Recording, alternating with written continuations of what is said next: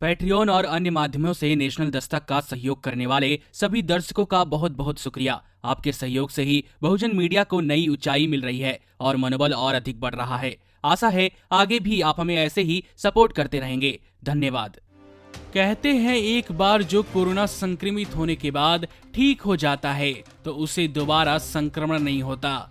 डॉक्टरों की भी यही राय है। लेकिन दिल्ली में एक पुलिसकर्मी के कोरोना से ठीक हो जाने के बाद भी वह एक बार फिर संक्रमित हो गया, जो कि काफी हैरान करने वाला मामला है।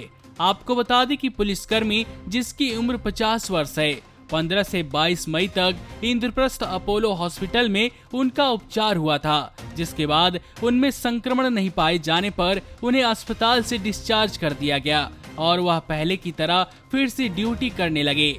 लेकिन 10 जुलाई को वह फिर बीमार पड़ गए। बुखार और सूखी खांसी आने पर उन्होंने इसकी जांच करवाई।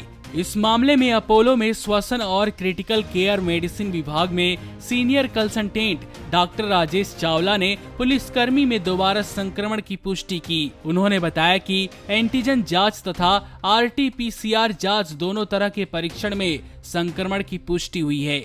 पुलिसकर्मी के बारे में वरिष्ठ डॉक्टर ने बताया कि उनमें पहले कोई बीमारी नहीं थी। 16 जुलाई को उन्होंने सीने में दर्द की शिकायत की और उन्हें अस्पताल में भर्ती कराया गया। उनकी हालत स्थिर है। PTI भाषा से बात करते हुए डॉक्टर ने कहा, पहली बार जब वह संक्रमित हुए थे तो उनमें कोई लक्षण नहीं था। अस्पताल में एक कैंप था और चूंकि उनके दोस्त संक्रमित हुए थे तो उन्होंने भी जांच कराई और संक्रमित पाए गए।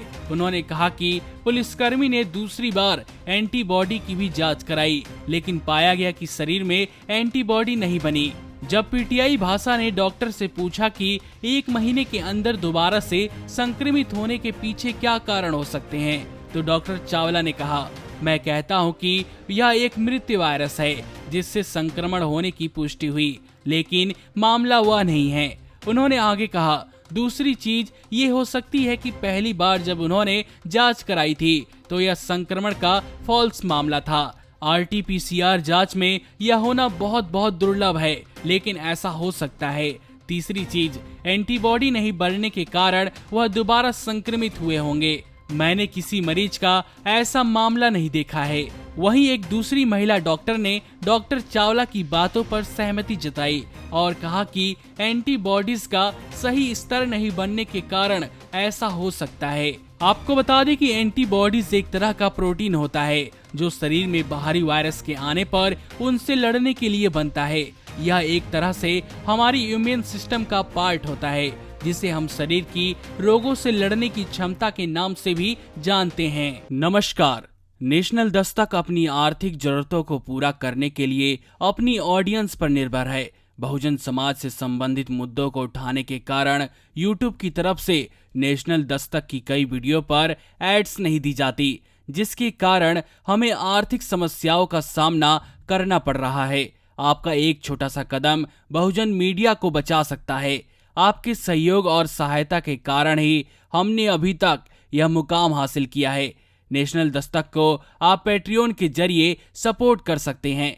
इसके साथ ही आप अन्य माध्यमों जैसे UPI, गूगल पे, डेबिट कार्ड, वॉलेट, फोन पे आदि से भी हमारी मदद कर सकते हैं, जिसका लिंक वीडियो के नीचे डिस्क्रिप्शन में डाल दिया गया है।